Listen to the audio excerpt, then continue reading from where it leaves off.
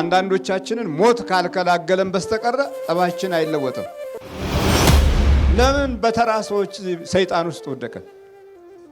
በመንደር ልክስክስ ባሉ በዛርና በውቃቢ በተበላሹ ሰዎች እጅ ውስጥ ለምን ወደቀ?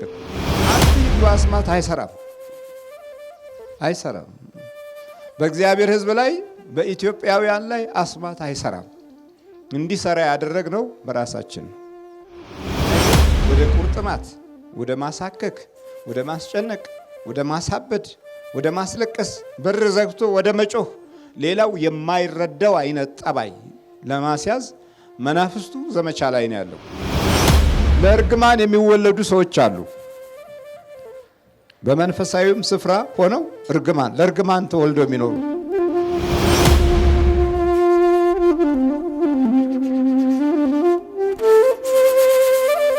በስመ አብ ወወልድ ወመንፈስ ቅዱስ አሐዱ አምላክ አሜን።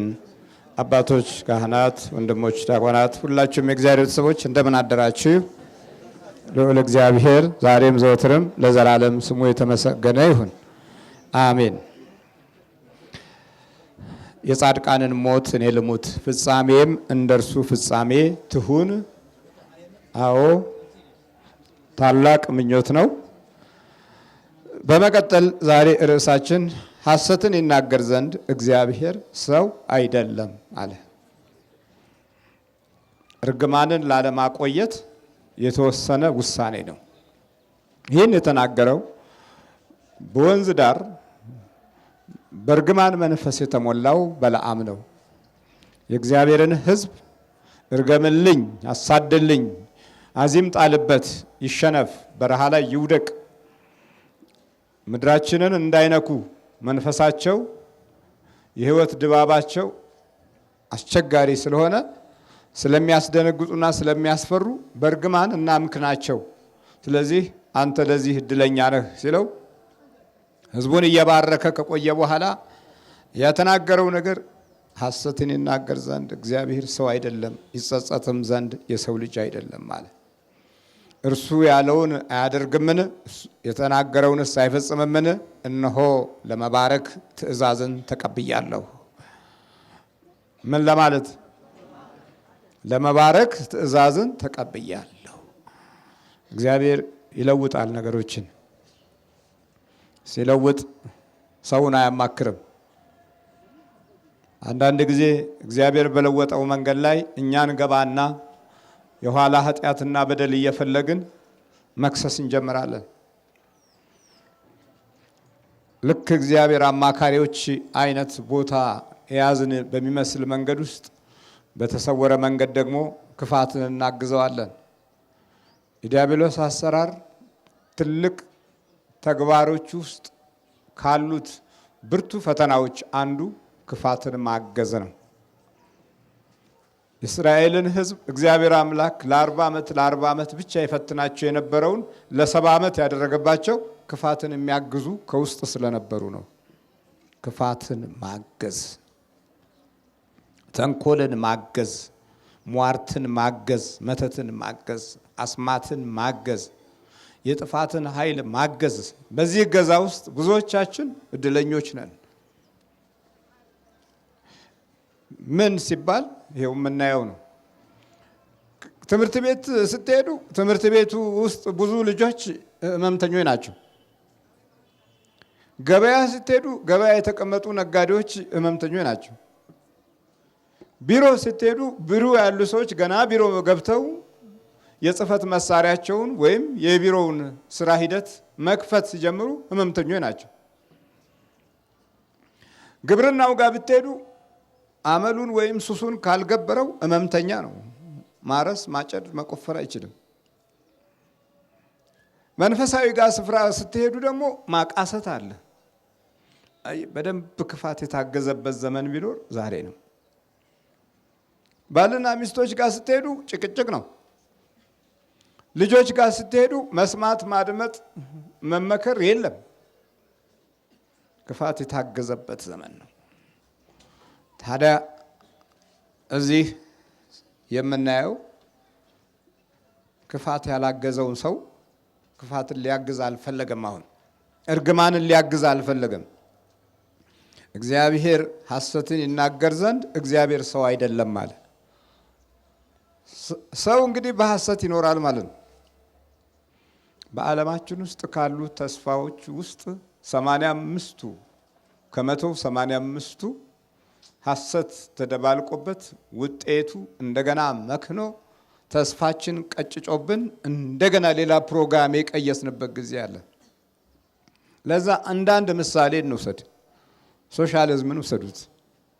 ሶሻሊዝም ህብረተሰባዊነት ብሎ የማለና የእኩልነትን መንፈስ ለማስፈን በምድራችን ላይ ምድራችንን ፍጹም የምትታይ ገነት ለማድረግ የተነሳ ርዕዮተ ዓለም ነው። አዎ ነበረ፣ ግን ሁኔታው እንደተጠበቀው አልሆነም። የሶስትና የሁለት ትውልድ ህይወት መላቅጡን አጥፍቶ ደብዛው ጠፋ። በዛ ውስጥ የተበላሸንበትን ህይወት አሁን ለመጠገን ያለው መከራ አንዳንዶቻችንን ሞት ካልከላገለን በስተቀረ ጠባችን አይለወጥም። ሞቱ መጥቶ ካልገላገለን። ምክንያቱም በሐሰት አስተሳሰብ መንፈስ ውስጥ ህሊናችንን አዳብረናል። የባዕዳን የቲዮሪ ንድፈ ሐሳብ ለአእምሯችን የሚመች መንገድ ነው ብለን ተቀብለናል።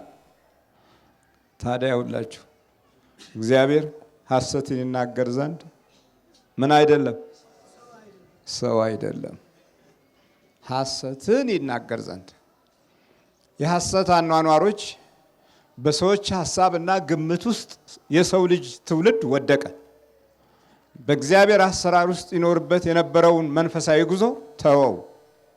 ስለዚህ የሚከተሉት ችግሮች ስር ሰደው ህልውናችን ውስጥ መሰረት ያዘ። አንደኛ፣ የክፉ መንፈስ ጥገኛ ልጆች ሆነን። ሁለተኛ፣ በሰው ልጅ እና በመንፈስ ላይ ደጋግመን ወደቅን። ሶስተኛ፣ እድላችንንና ኑሯችን ጠፋን። በተከፈተ ሰማይ እግዚአብሔር አምላክ የሚሰጠንን በረከት አጣ ነው። አራተኛ፣ የገንዘባችን ወይም የኢኮኖሚያችን ባለቤቶች የምንሆንበትን አቅም በራሱ አጣ ነው። አሁን እንበል ጥሩ ትርፋማ አለ የሚባልበት ቦታ ላይ እንሂድ፣ ጥሩ ደሞዝተኞች አሉ የሚባል ቦታ ላይ እንሂድ። እነዚህ ሰዎች እለት እለት ጠጋ ብላችሁ ብታወሯቸው ለራሳቸውም በሚገርም ሁኔታ ራሳቸውን ይዘው ጥያቄያቸው እንዲህ ነው፣ ገንዘቡ የት ደረሰ? በቃ ደሞዛችን የት ደረሰ? ምን ሰራንበት? አንዳንድ ጊዜ የዘመን ለውጥ ላይ ረጋ ብለው ገና ከእንትን ይጀምራሉ። ከቋግሜ ጀምሮ ሂሳብ ማውጣት ይጀምራሉ። በዚህ ዘመን ያገኘሁት ገንዘብ ደሞዝ ይላሉ። ይሄ እንግዲህ የተማረው ክፍል ነው እየመዘገበ የሚኖረው። እስቲ የት ጋ ነው? ምንድነው የሰራሁበት? እስቲ ቆይ ለአዲሱ ዘመን ደግሞ ምን ላደርግ እችል ይሆን ብለው ወደ ኋላ ማሰብ ሲጀምሩ ውስጣቸውን የበዘበዘው የዘመናችን ተምች የሆነው የስልብና መንፈስ ቀስ ይልና ተወው፣ ምን ያደርግልሃል? ፈልገህ አታገኘውም፣ መጨነቅ ነው ትርፉ ይለውና በር ያዘጋዋል። ቢፈልግ አያገኘውም፣ ቢፈልግ አያገኘውም። ራሴን ከሚያመኝ የኋላውን ትቼ የፊቱን ባቅድ ይሻላል ይልና አዲሱን ዘመን ሲቀበል ይሄው ነው እንግዲህ። አይ ዲያብሎስ ስር ሰዶ አናኗራችንን በሐሰት ብዙ መንገድ ላይ አበላሽቶብናል። እግዚአብሔር ሐሰትን ይናገር ዘንድ ሰው አይደለም ማለት እንግዲህ እሱ በሐሰት ብዙ መንገዶችን ሄዷል ማለት ነው። የሐሰት ድምጾችም በባህሪ ውስጥ ከሟርቱ ጋራ በተያያዘ የአዚምነት አሰራር ላይ የራሱ የሆነ የሐሰት እጅ ነበረበት። አሁን እግዚአብሔር ተናግሯል፣ እኔ ሐሰት አልናገርም አለ። በቃ አለቀኩ። ንስሐ ገባ በለዓም። ከላይ የጻድቃንን ሞት እኔ ልሙት፣ ፍጻሜ እንደ እርሱ ፍጻሜ ትሁን አለና ልብ ውስጥ አተመበት፣ ህሊና ውስጥ አተመበት። እነዚህ ከሱ የሚወለዱ ልጆች መድኃኒታችን ኢየሱስ ክርስቶስ በተወለደበት ቦታ ላይ የአምልኮት፣ የክብር፣ የጸጋ፣ የሞገስ፣ የሰላም፣ የፍቅርና እንዲሁም ደግሞ የቸርነት ስራ በአንድ ጊዜ ያከናውናሉ። በሰውነት ውስጥ ምን ስላለ ይመስላችኋል? የጻድቃንን ሞት እኔ ልሙት አለ፣ ፍጻሜም እንደነርሱ ትሁን። ይህን ባለበት ቃል ውስጥ ታች ወረደና ባላቅ ሆይ ተነሳ ስማ፣ የሶፈር ልጅ ሆይ አድምጠኝ። ሐሰትን ይናገር ዘንድ እግዚአብሔር ሰው አይደለም፣ ይጸጸትም ዘንድ የሰው ልጅ አይደለም። እርሱ ያለውን አያደርገውምን? የተናገረውንስ አይፈጽምምን? እነሆ ለመባረክ ትእዛዙን ተቀብያለሁ። እርሱ ባርኳል፣ እመልሰውም ዘንድ አልችልም። በያዕቆብ ላይ ክፋትን አልተመለከተም፣ በእስራኤልም ላይ ጠማምነትን አላየም። አምላኩ እግዚአብሔር ከእርሱ ጋር ነው። ታዲያ ማን ይደፍራችኋል? እግዚአብሔር ከእኛ ጋር ከሆነ ማን ይደፍራል? ማን ሊያሸንፍ ይችላል? ለምን በተራ ሰዎች ሰይጣን ውስጥ ወደቀን? በመንደር ልክስክስ ባሉ በዛርና በውቃቢ በተበላሹ ሰዎች እጅ ውስጥ ለምን ወደቅን? ለምን ፈዘዝንና ደነገዝን? ነጭ አይኖቻቸው ስንወጣና ስገባ አይናቸው የሚቀላ ሰዎች እጅ ውስጥ ለምን ወደቅን?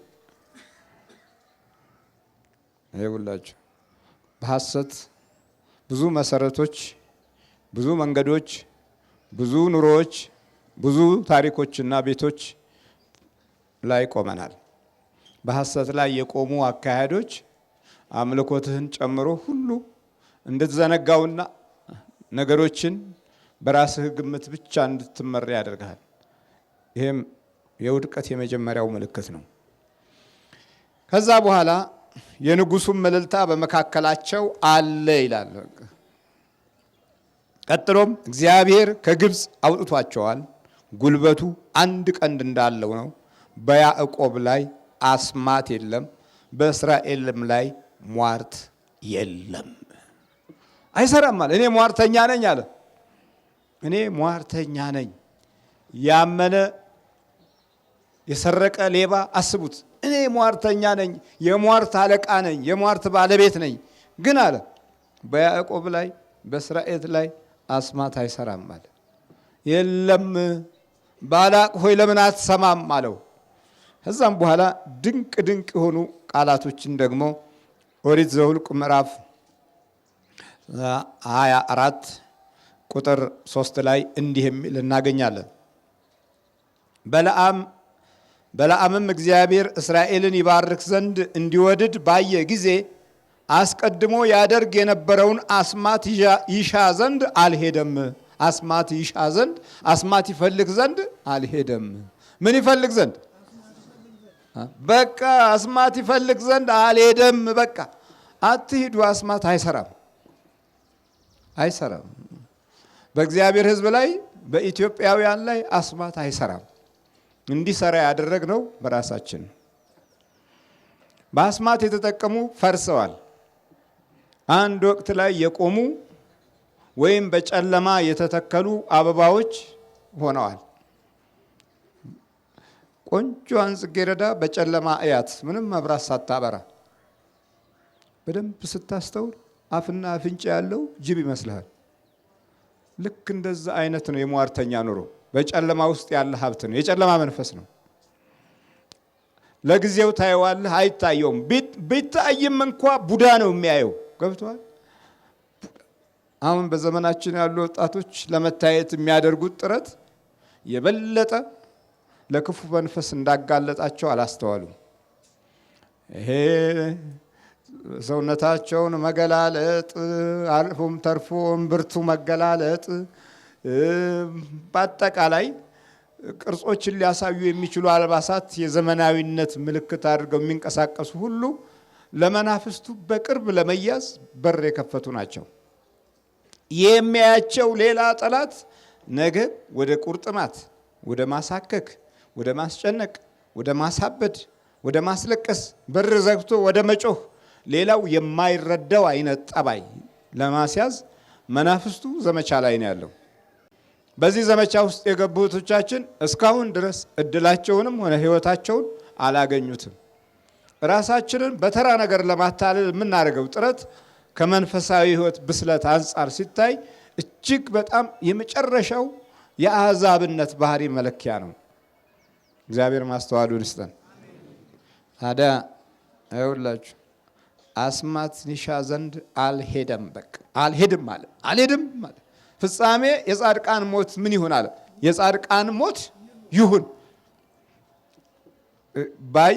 እንዲህ ነው እኮ አስቀድሞ ያደርግ የነበረውን አስማት ይሻ ዘንድ አልሄደም። ከዛ በኋላ በለዓም ዓይኑን አንስቶ እስራኤልን በየነገዱ ተቀምጦ አየ። የእግዚአብሔርን መንፈስ በላዩ መጣ፣ ምሳሌውን የሚመስል ጀመር። እንዲህም አለ፣ የቢዖር ልጅ በለዓም እንዲህ ይላል፣ ዓይኖቹ የተከፈተለት ሰው እንዲህ ይላል። ምኖቹ የተከፈተለት?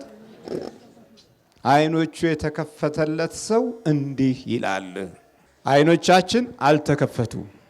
ዓይኑ የተከፈተለት ሰው የሚናገረው መጀመሪያ ዓይኑ እንዲከፈት የሄደበት መንገድ የጻድቃንን ሞት እኔ ልሙት አለ። ፍጻሜ የቅዱሳን ሞት ይሁን አለ። ኋላ ዓይኖቹ መከፈቱን በደንብ አወቀ። ያኛው ረጋሚው ግን ዓይኖቹ አልተከፈተለትም። ሐሳቡ እና እርገምልኝ ብቻ ነው። ለእርግማን የሚወለዱ ሰዎች አሉ። በመንፈሳዊም ስፍራ ሆነው ለእርግማን ተወልደው የሚኖሩ፣ በመንፈሳዊ ቦታም ሆነው የእርግማን ሰዎች፣ በዓለማዊም ሆነው የእርግማን ሰዎች አሉ። በቃ እርግማን እንጀራቸው፣ እርግማን ኑሯቸው፣ እርግማን ባህሪያቸው፣ እርግማን መንፈሳቸው ሆኖ የሚኖሩ ሰዎች አሉ። እግዚአብሔር ማስተዋሉን ይስጠን። ባላቅ ግን ዓይኖቹ አልተከፈቱለት እና እርገም ብቻ ነው ዓላማው፣ እርገም ብቻ ነው እስኪጠፋ ድረስ። ሌላ ጊዜ እንደሚጠፋ ራሱም አላወቀም። ዓይኖቹ አልተከፈቱማ። ዓይኑ ያልተከፈተለት ሕዝብ ልክ ይህንኑ አይነት አካሄድ ይሄዳል። የእግዚአብሔር ረድኤት ከሁላችን ጋር ይሁን። ዓይናችን እንዲከፈትልን አምላካችን ይርዳን። ለብዙዎቻችን ዓይናችን አልተከፈተም።